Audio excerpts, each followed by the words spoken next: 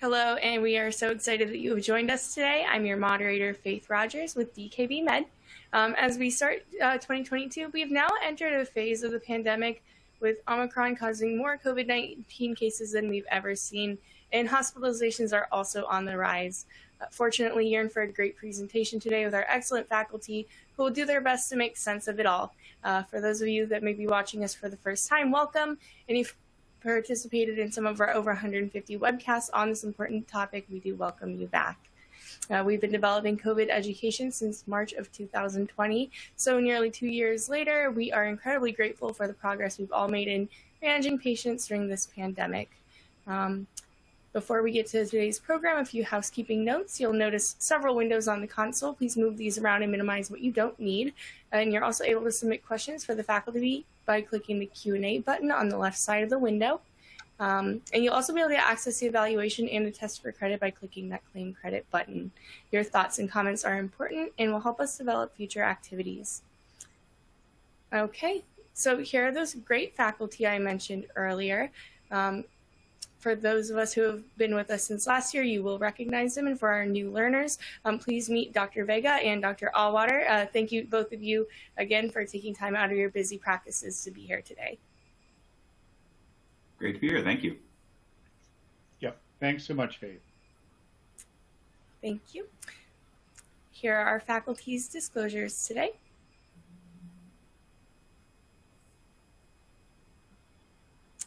This educational activity is supported by an independent educational grant from Gilead Sciences Incorporated. So all activity content and materials have been developed solely by the planning committee members and faculty presenters. Please note that the material presented is current as of today, as we record January 25th of 2022. So for the most up-to-date guidance, if you're watching this later on demand, we do advise you to go to the NIH and IDSA for the most contemporary guidance. Today's learning objectives are to evaluate best practices for treating ambulatory patients with COVID-19 and describe current management strategies and identify potential treatments for patients with COVID-19 requiring hospitalization. We do have a few knowledge questions today to kick off our webinar. If you don't see the submit button, please scroll down. It can get cut off on some of the smaller screens here. So let's start with our first pre-test question.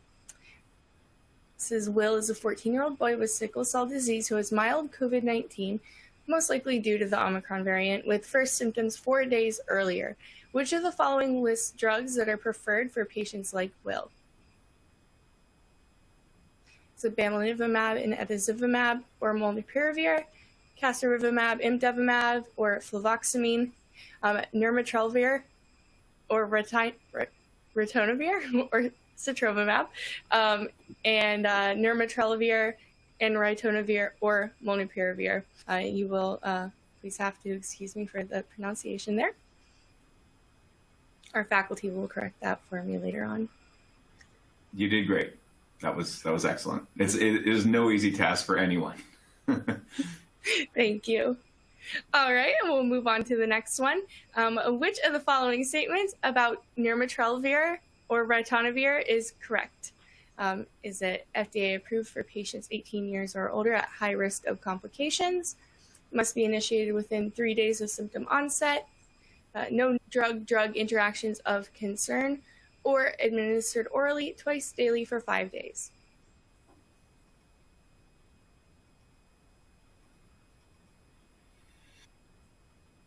Okay, and our next question. In the multi-center retrospective comparative effectiveness study of remdesivir by Garibaldi and colleagues, significantly reduced mortality was observed in which group of patients?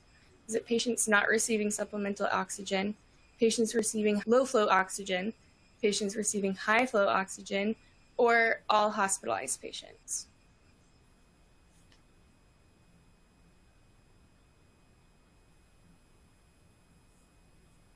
Okay. And finally, this is a true or false. According to the recovery trial, Concomitant, you got it. You got this. Concomitant use of corticosteroids blunted the benefit of tocilizumab. Is this true or false? Thank you for that. And with that, as the audience is answering this question, I will hand this off to Dr. Vega. So Dr. Vega, thank you so much for your time. Yeah, it's my pleasure, Faith. Great job. Thanks for going through those pre-test questions and our wonderful array of treatments. It's great to have treatments. It's tough to pronounce them. It's just a fact. And so we'll be going through all these treatments, and we wanted to level set. I'm going to be referring to the various therapies using their generic names, but we wanted this slide on board just because you may know it better from its brand name.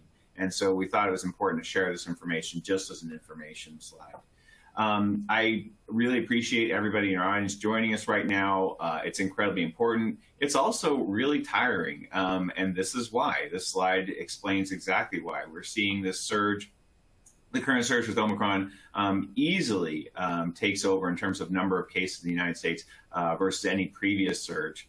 Hard to believe. I think we're all still feeling a little bit punch drunk from so many cases coming in, from so many people getting sick, and that's combined with a lot of misinformation out there still about COVID-19, and just a lot of fatigue across the board. And now I'm seeing it in my practice, in my community, it's more of a viral fatalism. Like, well, I got vaccines, I got in line for my booster, and I've been trying to take care of myself and protect myself, and now it just seems like everybody has this infection, and I'm probably just going to get it too. So we're trying to combat that, particularly in our folks who are at really high risk for infection. And it has, I just saw a patient yesterday at an incredibly elevated risk, a 72-year-old who had previously refused vaccine, and she got her first dose last month because of this Omicron spike, where somehow that finally clicked that this is really a danger. It's really out there, really prevalent. So those are rays of hope, because she may not be protected very well during this surge, but the next one, hopefully, she's in a lot better shape. And this is why, and it's just amazing to think about how Omicron, when you look back at the week of December 11th, 2021, when it represented less than 10% of the variants, with being identified in the United States, and just how it raged like wildfire and quickly moved up. So now it's 99% of all COVID-19 infections are due to the Omicron variant. Just really scary and amazing just to see how far it's come and the impact it's had overall. And so, thankfully at this point, as you said, we're on January 25th, we are seeing the rates decline. If I can go back a slide, we are seeing overall some declination in the rates. Particularly, it's geographically based. We're seeing more on the East Coast, some in the upper Midwest, whereas other states across the plains, maybe they're getting hit really hard now with Omicron. So we're not out of the woods yet, but we're hopeful that decline is going to continue. And so we think about prevention. Of course, when I think about prevention, I'm in primary care, so I'm still out there trying to rally the masses and the troops to, keep fighting, to keep wearing masks, to keep washing their hands, to keep out of situations as best they can, where they're going to be in crowded conditions with a lot of people they don't know. It's just harder and harder to do that, obviously, as we move forward. We've also, of course, vaccination plays an important role, and that's a whole nother talk. We're still, of course, pushing that as a primary strategy to reduce the impact of COVID-19. But we also have preventive measures in the form of these monoclonal antibodies. The bad news is that a couple of these monoclonal antibodies, in fact, the ones that we were using most commonly several months ago, have not been effective against Omicron. Therefore, they aren't to be used right now. And so that really left us in a lurch and in a bit of a crisis, because we had no available therapies for prevention nor for treatment for a while. Now, we always had sotrovimab. Sotrovimab, if you notice on this chart, has not had a change. As different variants have rolled out, including most recently Delta and then Omicron. Sotrovimab was reliable in terms of its efficacy. And we also have a new kid on the block, tixavegimab with sugavimab, and that one can also be effective. And so we'll be talking about each of these individually, but this gives you a landscape and why, if you've been thinking about using monoclonal antibodies, that landscape has changed, especially in the past month. And this is just some of the core data that the NIH uses to make those calls as to when particular monoclonal antibodies may not be effective against certain variants. And if you look at sotrovimab as highlight here, you can see on this forest plot that yes, there is some research that indicates it's less active against the Omicron variant, but there's one study that says that it was highly effective. And overall, if you look at the sum of that, it probably has less of an impact. The Omicron variant has less of an impact on sotrovimab versus, say, bamlanivimab, etsivimab, casirivimab plus indevimab. So therefore, sotrovimab is really what we have in our armamentarium when it comes to treatment and prevention right now, with the evolution of this agent as well. So tixagevimab with sotrovimab is different than our previous monoclonal antibodies because it's really been tested as a pre-exposure prophylaxis. So we know that some of the older and more established monoclonal antibodies, established means for a year in this case, monoclonal antibodies have been effective in terms of post-exposure prophylaxis, but this is actually designed for folks as pre-exposure prophylaxis, particularly when they will be not expected to have a good response to the vaccine. So these are your significantly immunocompromised folks, and then maybe you have some individuals who had a severe reaction to the COVID-19 vaccine. This could be a therapy for them as well. And this is this recommendation is based on a large trial of over 5,000 unvaccinated adults. You can see, as with a lot of trials, it's a lot of high-risk individuals in this trial, and a lot of people of color. And overall, you saw a significant reduction through about 6 months or so of incidental COVID-19 with symptomatic illness. So particularly for individuals who might be at high risk and who are immunocompromised, this tixagevimab plus sotrovimab can be effective. And it's thought that the efficacy is going to last up to 6 months. So it could be a nice protection for folks who can't get the normal protection out of the vaccine. It's given in an interesting fashion. It's 2 intramuscular doses, but they're given at the same sitting. So in terms of the setup, it's not an IV infusion. And so therefore, it's a little bit easier to administer. If you're giving it to somebody who did receive the vaccine, and you decide, gosh, either a bad reaction to the vaccine or you're not going to, maybe you didn't, the vaccine is not going to be as effective for you, you have to wait at least 2 weeks before initiating treatment with this monoclonal antibody. And it's not indicated for treatment at this point. It doesn't have the EUA either for post-exposure prophylaxis. Whereas if you remember, and I'm just going to go through this really briefly as a review, because this is not pertinent to what we have in front of us right now with Omicron, because we know that casirivimab plus indevimab is not effective. But in case you hadn't known this or maybe applied this, to, say during the Delta surge, that post-exposure prophylaxis for individuals who were in contact with someone with COVID-19 within the past 96 hours, and especially if they had not been vaccinated, these agents like casirivimab plus indevimab did have a good effect in terms of reducing particularly symptomatic infection, as you can imagine, but even asymptomatic infection combined with symptomatic, there was a significant reduction. So you can give a drug like casirivimab plus indevimab, and this was a sub-Q administration, again, much easier than the IV infusion in terms of some of the logistics around giving it prophylactically, but it doesn't have a role right now. I think this is just, for our knowledge that these monoclonal antibodies may come back as we get new variants. It's not pertinent to practice right now, nor is the use of bamlanivimab and epidemiology. This agent should not be used for now with Omicron, but in this study, it was applied as a post-exposure prophylaxis in a skilled nursing facility, which is really an important place to protect individuals, and showed a significant reduction in terms of incident infection among both residents of the skilled nursing facility and staff. And staff have been particularly hard hit. I'm sure in your health center, just like in mine, staff have really been bearing the brunt of Omicron, and we have shortages and delays every single day. So this is, file out a way during, hopefully we don't need a lot of these agents ever again, but I think it's a good time to bring in Paul. Paul, so I'm going to go back to our epidemiology slides for a second. And what do you think, Paul? I want you to, use your crystal ball and tell us what you think about, the next wave. Are we looking at post Omicron? Because I think it will abate significantly in the next, 4 to 6 weeks. Then what happens? Do you want to place a bet? Yeah, not really. I don't really want to bet on this. On the one hand, there's quite encouraging aspects that these are just lab-reported infections. Many people were unable to get tested or had home antigen-based testing, so these numbers are far higher.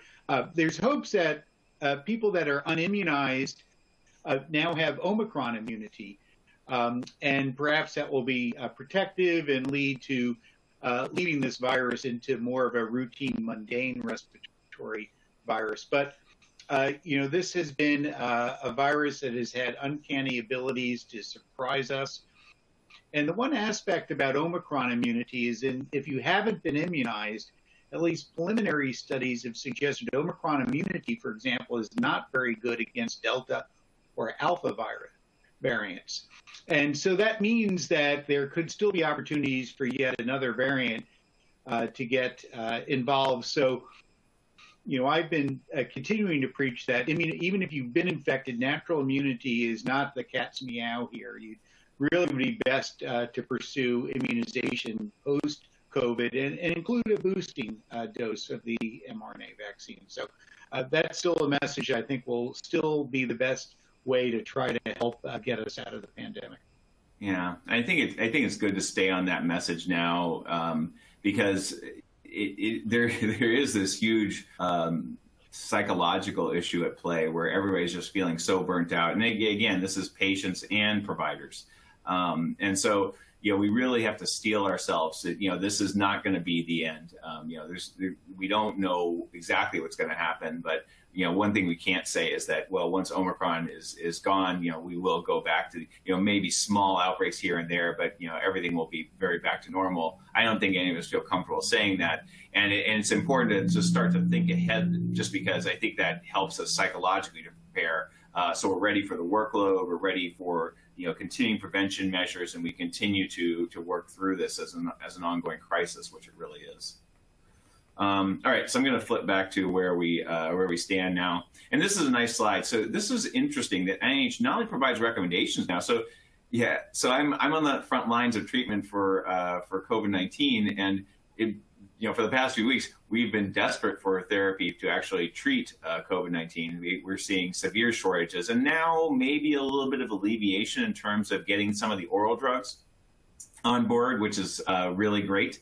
NIH has not only made recommendations regarding these treatments for outpatients, both monoclonal antibodies and oral therapy, but they actually put them in order of preference, which I thought was, saying something that they so this is the 1, 2, 3, 4. These are your preferred options. So we'll start with nirmatrelvir plus ritonavir. That's a twice daily option, 5 days. You want to initiate, I think, all of these agents, you want to initiate ASAP, and I may be able to address that in a bit with our monoclonal antibodies, because we've had more trouble. We were very on top of it, in 2021, and now we're just not getting to goal, in my opinion. But sotrovimab as a monoclonal antibody with Omicron is a very good agent. So it's rated number 2 there. Remdesivir, you may know about remdesivir. Paul's going to talk about it shortly, because it's been used in the inpatient space, and now it can be used in the outpatient space based on clinical trials showing efficacy. So I'll talk about that. And then there's molnupiravir. So I'm going to go through these relatively quickly. Nirmatrelvir plus ritonavir.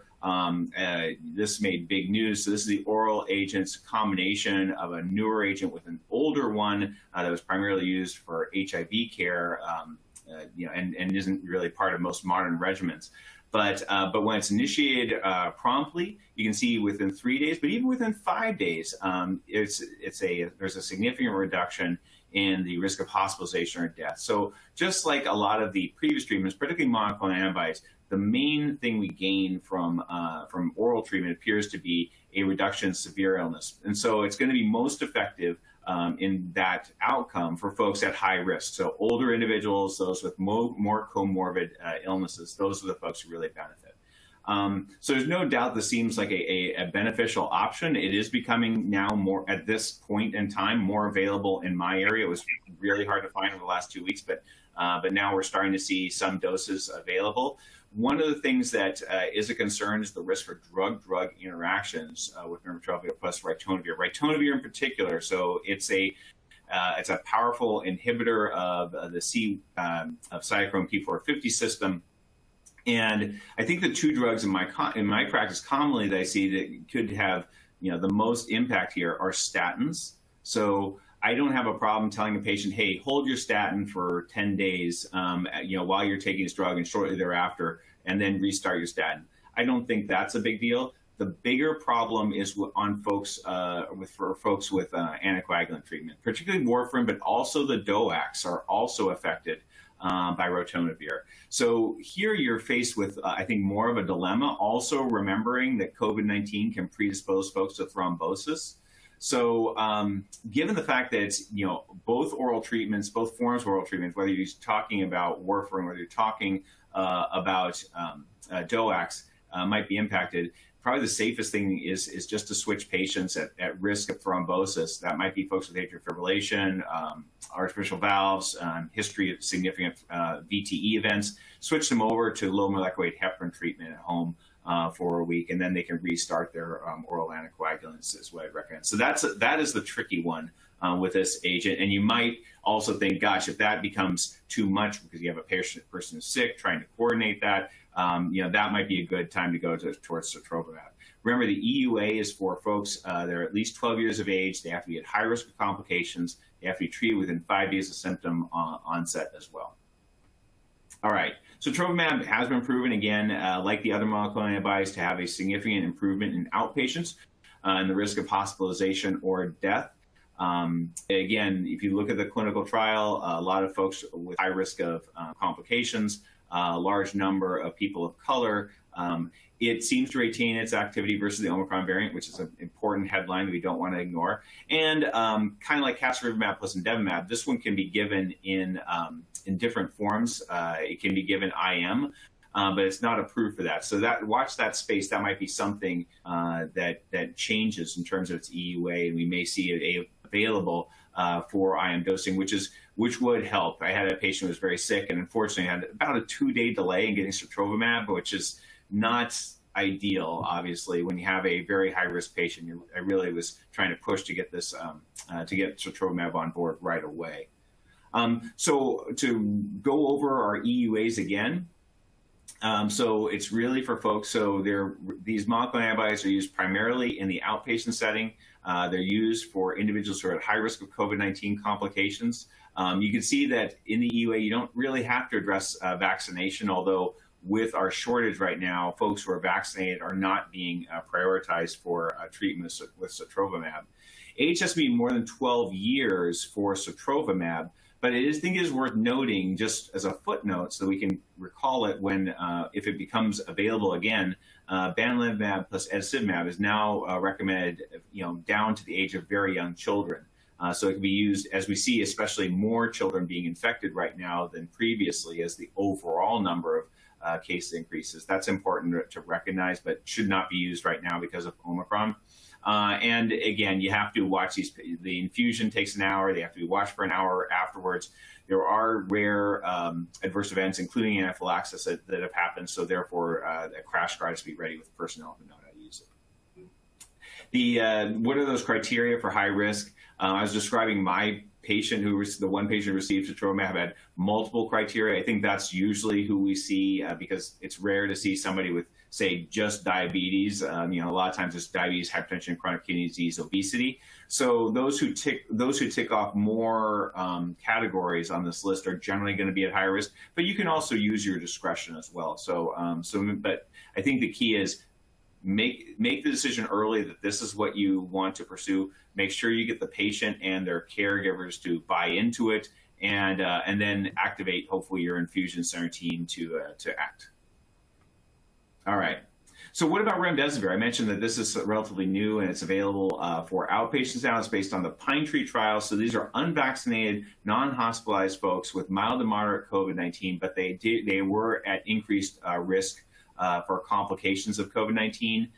Diabetes and obesity were very common in this trial. So it's a 3-day course of IV remdesivir. So it's 3 infusions. They get a loading dose followed by 2 additional days. In this study, the main outcome they looked at was the risk of hospitalization or death was the main study outcome. You can see an 87% reduction there, as well as additional medical visits for ongoing symptoms also reduced in the remdesivir versus placebo group. So this trial was stopped early because of shifting priorities with the new variant emerging. But it has been approved for outpatients at age 12 plus, including children now with younger kids with a history of severe disease. So remdesivir is a treatment option as well, but it's a 3-day series of infusions to get to those important outcomes.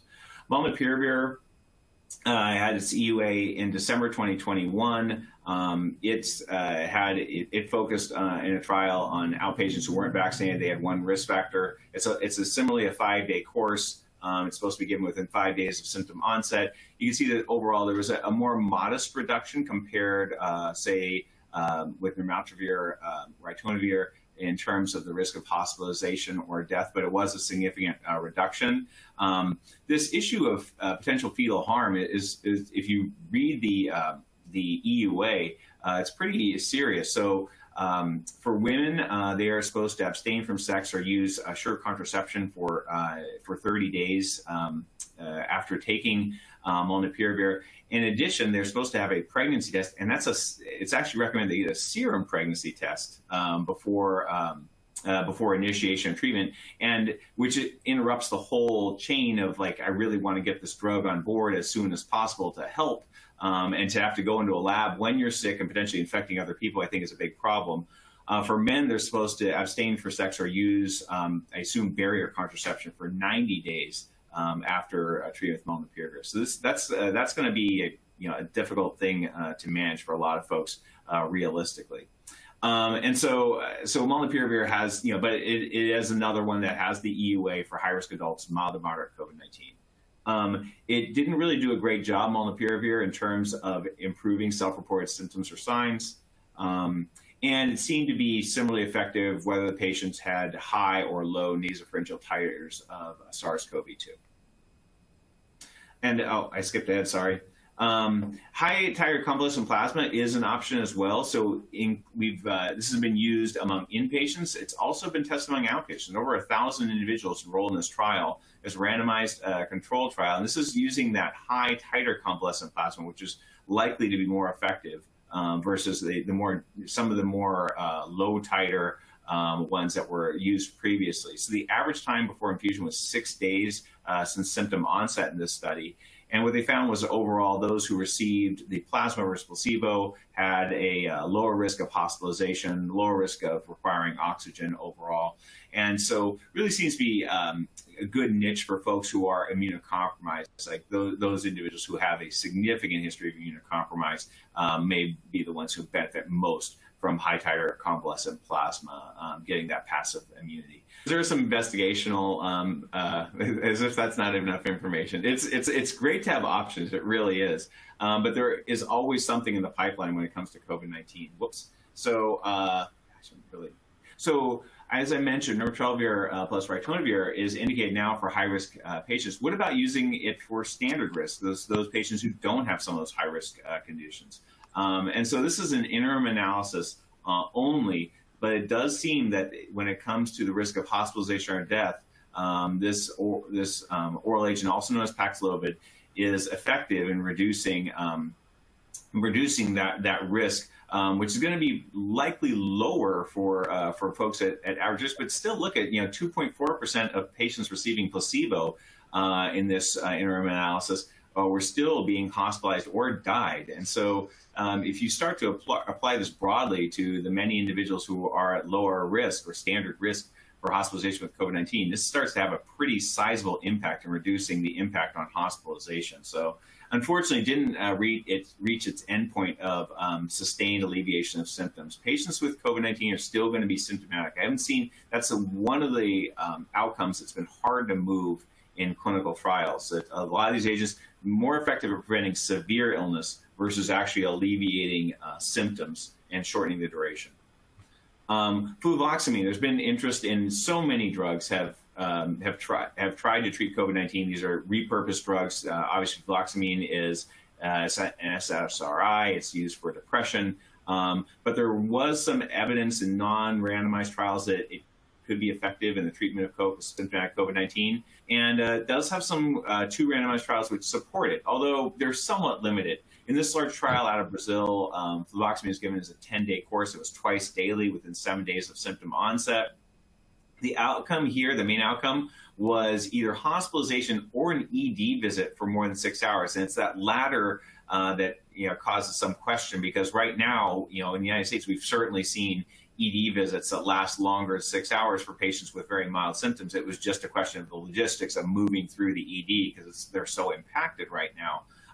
And Brazil this study was done during a major surge in Brazil when I imagine their health system was fairly overwhelmed. Nonetheless, for that outcome, fluvoxamine was more significantly effective versus placebo, but it didn't improve other outcomes such as viral clearance, mortality, or length of hospitalization or ventilator days. So, cautiously optimistic with regard to fluvoxamine based on that trial. This trial is actually fairly realistic. It's something that, reflects my practice, where I use a lot of telehealth for folks with COVID-19 who are symptomatic. It took 152 outpatients, and they were fully remote, so they were contactless.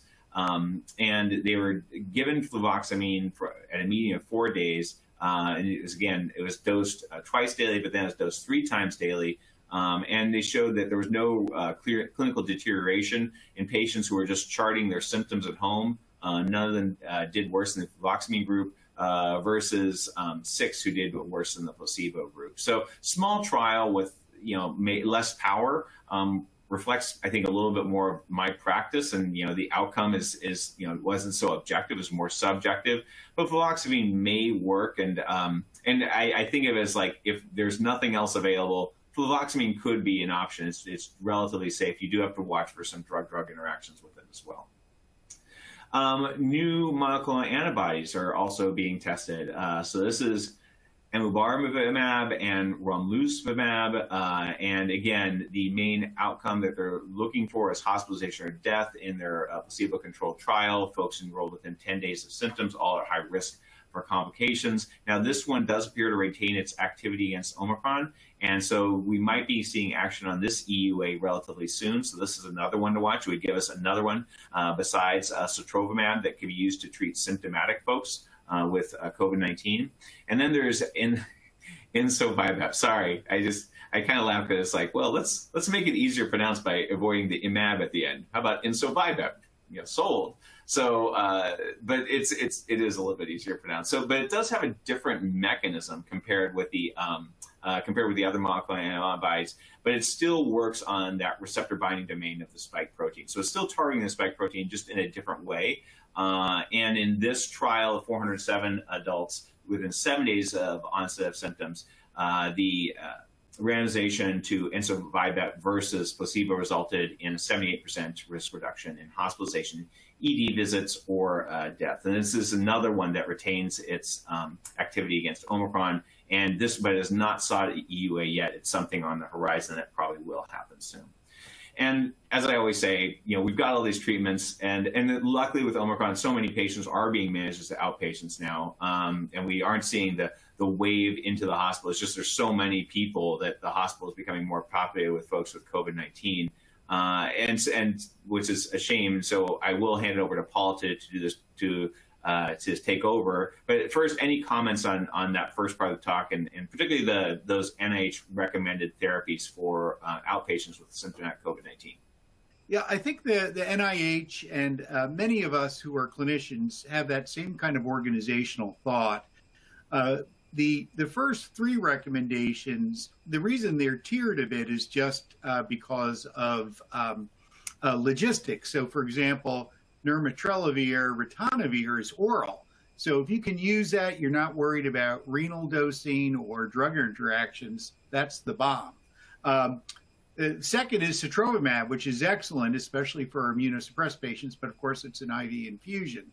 Then you have remdesivir, which has a very good safety profile, but it's 3 days of serial infusion. And then you get to the drug that has the lowest efficacy, molnupiravir, a pretty clean drug except for the potential genotoxicity concerns, but doesn't have the kind of impact the first 3 did. So effectively, this really means, I think, that you really have to decide between Paxlovid and sotrovimab, those two, because remdesivir, honestly, for ambulatory patients is just too logistically difficult to really organize in most settings.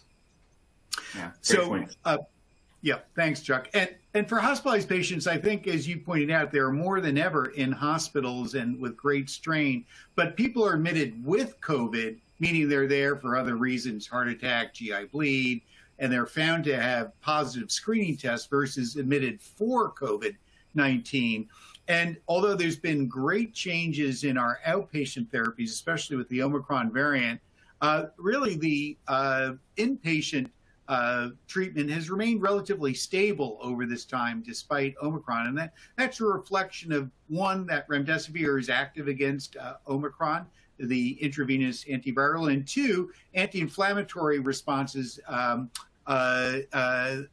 medications really don't distinguish between any of the variants. So much like Chuck showed you the oral recommendations for ambulatory treatment and other avenues, intravenous and otherwise, here the NIH has tiered pretty much the severity of infection and the recommendations, which we'll go through here. So the cornerstone for much of treatment in North America has been the antiviral remdesivir.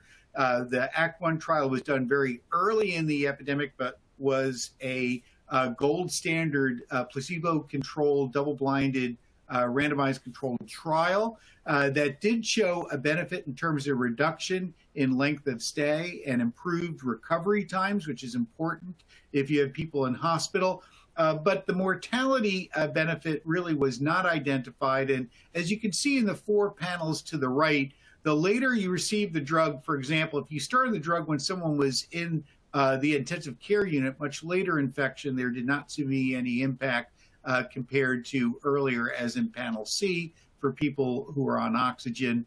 If you didn't need oxygen, again, the numbers were small, and so there wasn't statistical significance. But as Chuck pointed out in the Pine Tree study, early outpatient infusion was helpful and probably is also true for our patients who might be admitted for other reasons. So we're often using the Pine Tree type data and 3-day infusions for people at high risk in the hospital that don't need oxygen.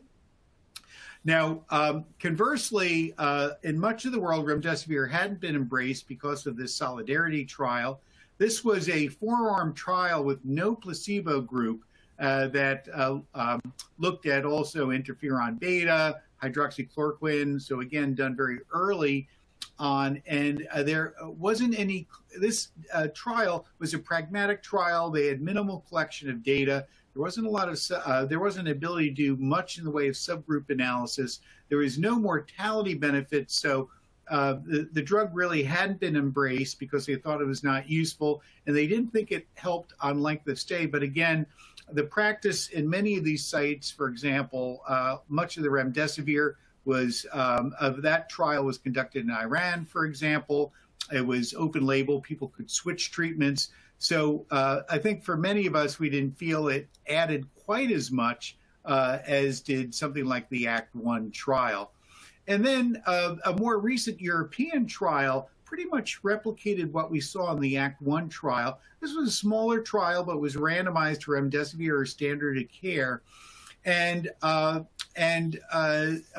what they did find was that there was some decrease, delayed time to requiring mechanical ventilation, ECMO, or death. So that was an important finding, and it does suggest, again, that for certain patients, remdesivir may have benefit, even though the overall trial didn't really show better clinical outcomes over that time. It also was started a little later than we often use in the United States.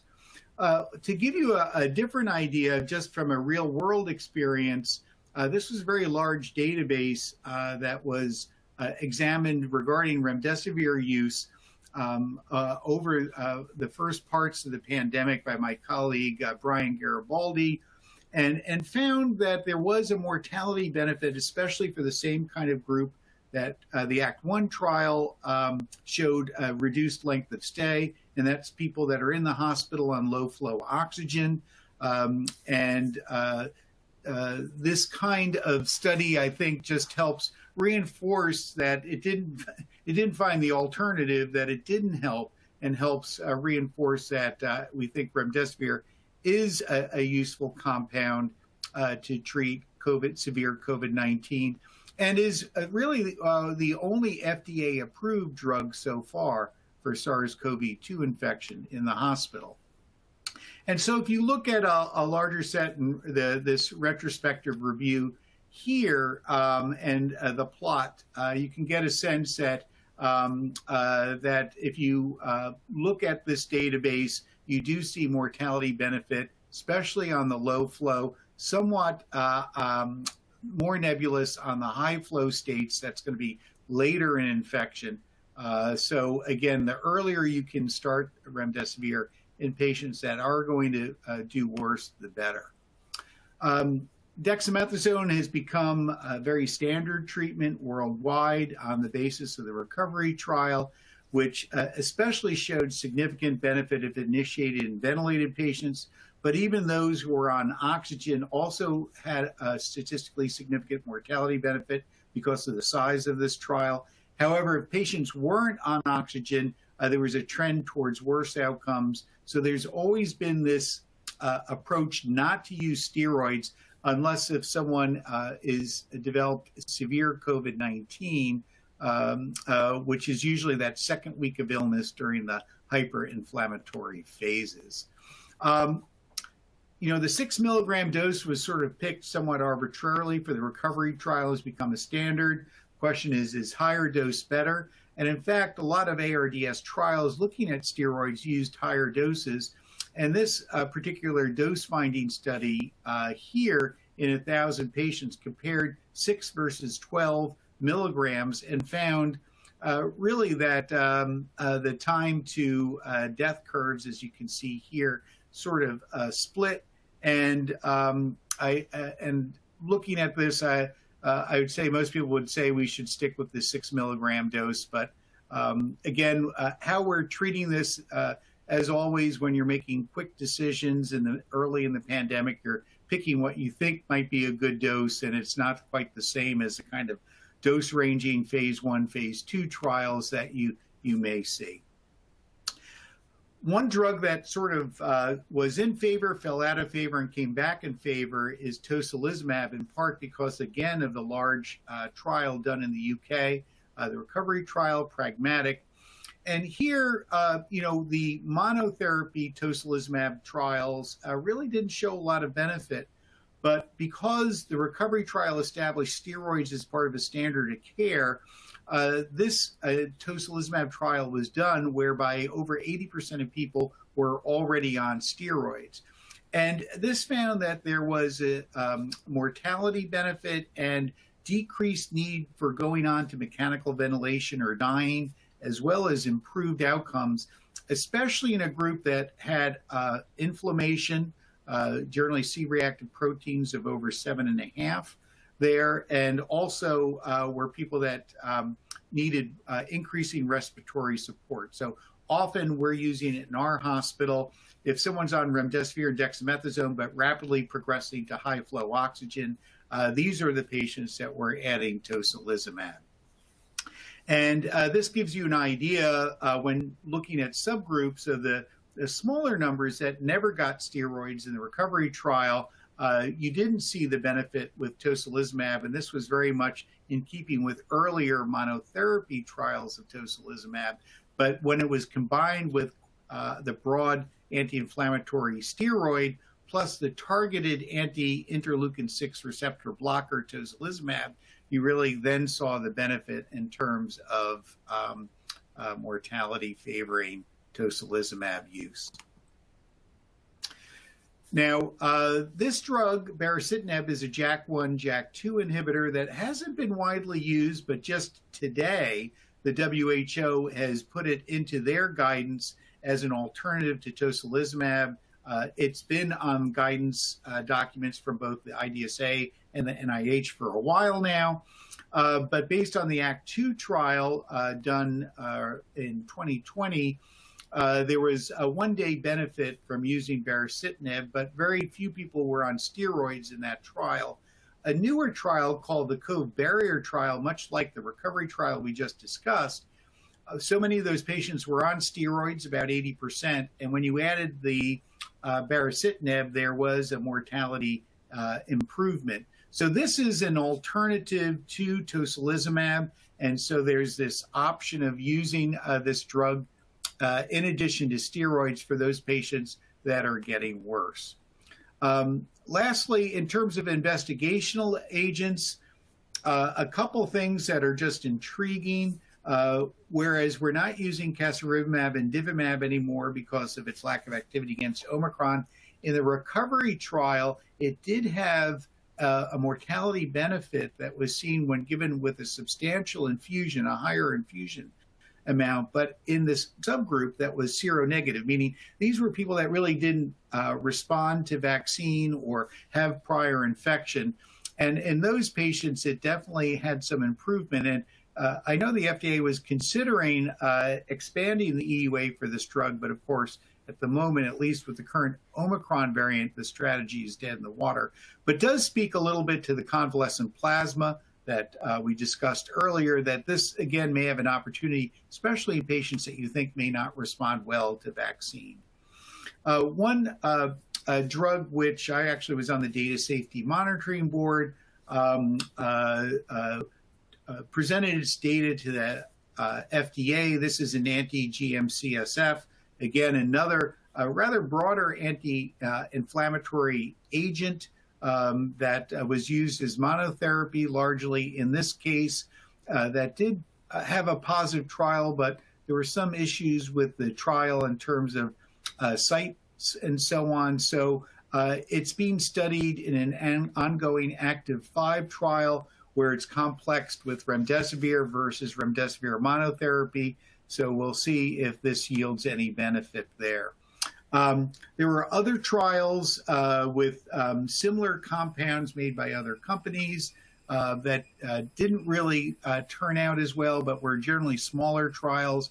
I think we're always looking for the right combination of anti-inflammatories in these most ill of patients. So that was a brief tour of the hospitalized patients and the treatments there, Faith, and I think we have some time for the post-test and hopefully questions. We sure do, and thank you so much again, Dr. Auwaerter and Dr. Vega, for such a great presentation. As a note, these slides should be available now to download in the resource window. Please ask any questions you may have for faculty by submitting them in the Q&A box. But first, let's revisit these knowledge questions. So Will is a 14-year-old boy with sickle cell disease who has mild COVID-19, most likely due to the Omicron variant, with first symptoms 4 days earlier. Which of the following list drugs that are preferred for patients like Will? Bamlanivimab, etesevimab, or molnupiravir, casirivimab, imdevimab, or fluvoxamine, nirmatrelvir, ritonavir, or sotrovimab, nirmatrelvir, ritonavir, or molnupiravir.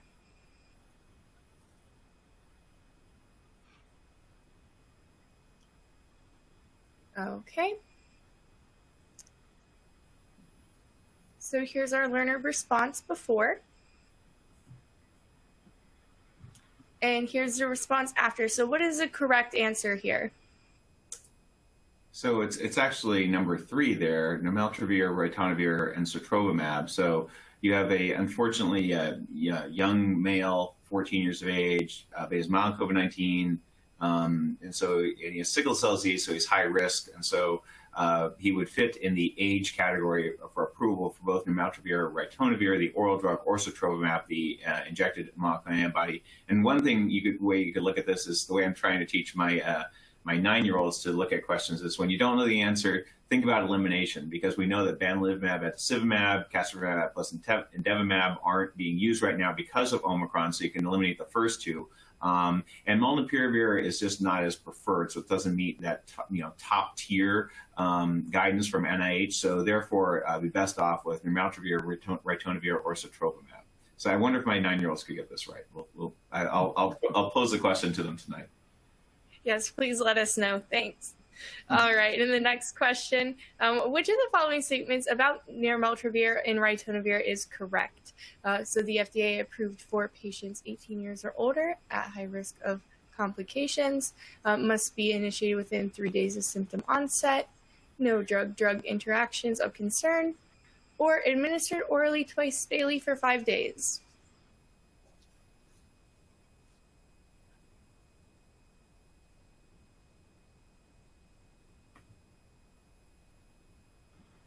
Okay, and again, this is how our learners responded at the beginning.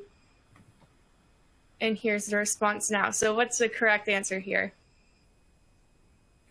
I guess I can go again. So administered orally twice daily for 5 days. So that's the real benefit here is the convenience. And once this agent is available, I think in the production increases, it's more widely available. It's really going to hopefully change the game when it comes to outpatient management of COVID-19. But yeah, it's indicated down to age 12.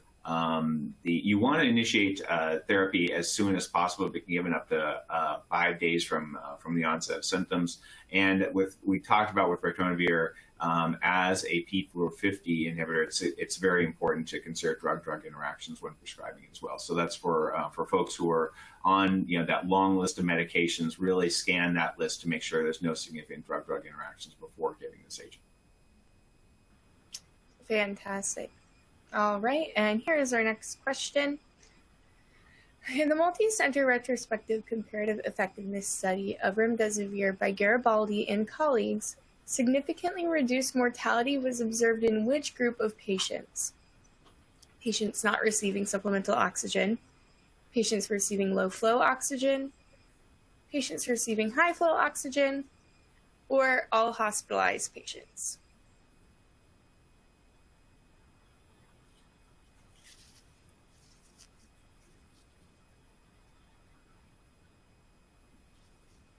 Okay, this is what learners said before.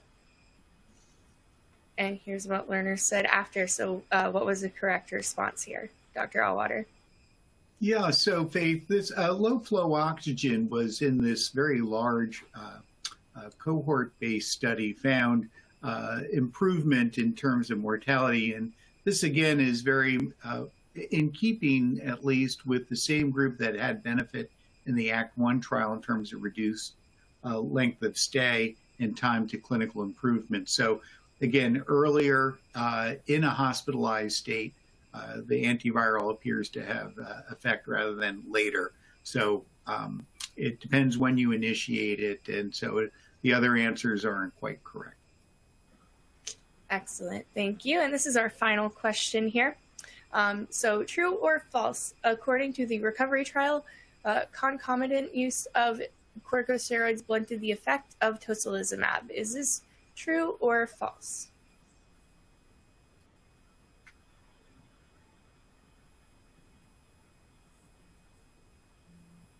Okay, this is what we said before. And here's what we said after. So what was the correct response here? Yeah, so corticosteroids did not blunt the benefit of tocilizumab. It was actually the opposite. So the answer is false. It's been an amazing observation that steroids plus other directed anti-inflammatory inhibitors, so tocilizumab, anti-IL-6, or even baricitinib, that using them together appeared to benefit those patients that seemed to be really progressing in that most severe and hyperinflammatory phase. So this really has been a sea change, which really is just building upon the trial experience that has been rather rapidly accumulated in terms of dealing with this pandemic. Wonderful. Well, thank you, both of you, for offering your insights to those knowledge questions. To our learners, we are now moving into the Q&A portion. As a reminder, to submit a question, you can do that to the left of the screen. Even if you're on demand, we may just answer your question in an upcoming webinar. So please do ask and keep your eyes peeled. So our first question is from one of our loyal learners who asks, do we have any thoughts or concerns on the Omicron variant BA.2? So I'll take that one, Faith. So the Omicron variant has already split into subtypes. This also happened with the Delta variant. The major issue with the additional subtype of the Omicron variant has been so-called S gene dropout. So early on, it was recognized that Omicron was actually recognized in South Africa because a certain PCR platform did not detect the spike protein, but detected other genes in the virus. So this so-called S gene dropout was key for identifying people with this new variant. This subvariant doesn't register, or the spike protein is still picked up there, so you don't see that dropout. I don't think that's as important now since Omicron has really become 100% of the variants that are circulating, at least here in the United States. So whether this will lead to further mutations and changes, it's unclear. But as mentioned earlier, the Omicron variant actually was thought to have developed from a much earlier virus, and it did not evolve from Delta. So we'll see if there's any significance. So far, it's not clear it has any clinical significance. Great, thank you for that. And I will toss this one. Oh, sorry, Dr. Vega, were you going to say something? No, I was not. No. Well, great. Well, I have a question for you then. Has access to the new antivirals improved? Yes, we're starting to see some rays of hope at this point, and I'm sorry for all of our viewers who are likely to have been frustrated in trying to treat COVID-19 over the past month, in December and January. But we are starting to see more of the nirmatrelvir with ritonavir available. There is a federal government website that tracks who has the drug and where it is available. In our experience here in Southern California, that lags a little bit behind. So when we have identified a pharmacy, for example, that pharmacy hasn't actually had the drug, but we're starting to see, I think, more supply overall and more of those. More of the oral drugs available, and so I'm hoping that that delay lasts another several weeks and not months is what my hope is. And with monoclonal antibodies, it'll be interesting to see what happens with monoclonal antibodies as we get new variants and we have more of these oral drugs available. Fantastic. And Dr. Auwaerter, to your knowledge, is remdesivir being developed as an oral treatment? Yes, so remdesivir, there was an earlier inhaled remdesivir trial that's been stopped, but remdesivir is actually a prodrug that needs to be metabolized. So there are both active metabolite and also an oral formulation of remdesivir that's being examined. So hopefully other antivirals are also in play. And I would say the one that I think everyone's hoping for is a protease inhibitor that is not ritonavir, that doesn't require boosting by ritonavir, just because of the drug interaction issues. Fantastic. I will ask one more question here, and then we can wrap this up. But do we know how well the treatments work in people who are up to date with vaccination when they were tested in people who weren't vaccinated? I think that's a very sharp question, and I can just answer from a primary care perspective, where I'm seeing all kinds of different combinations of vaccines being applied in my patients, or no vaccination. I would imagine the clinical trials are showing more efficacy because they're enrolling patients with at high risk of illness. They're enrolling individuals who aren't vaccinated. But I think of it the same way. I think about layers of protection and prevention of COVID-19. You have your vaccines, then you're wearing your mask, and you're being judicious with your activities and groups.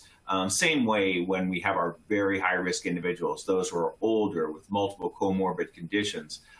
Yes, maybe they were vaccinated, but I know that they're still at elevated risk for hospitalization due to those risk factors present. So I'm going to aggressively try to treat them. And again, it's not a place where you want to sit and try to decide. You really want to act as quickly as possible because that's where your therapy is going to be most effective. Fantastic. Well, again, thank you to both of you for joining us and lending all of those valuable insights to our learners today. For our learners, if you'd like to claim credit, please click that claim credit button. It'll also appear when the webcast ends. Be on the lookout for our 30-day survey. You'll get that through your email. As always, your responses will help us develop further education. To our podcast listeners, please rate and review. It only takes a few seconds and does help us grow our channel, reach more people. And for those of us joining us on YouTube, please be sure to take the post-test into the description to claim CME credit. And don't forget to like and subscribe to our channel. Thank you, and we will see you again. Dr. Auwaerter and Dr. Vega, take care. Thank you, Faith. Thanks, everybody.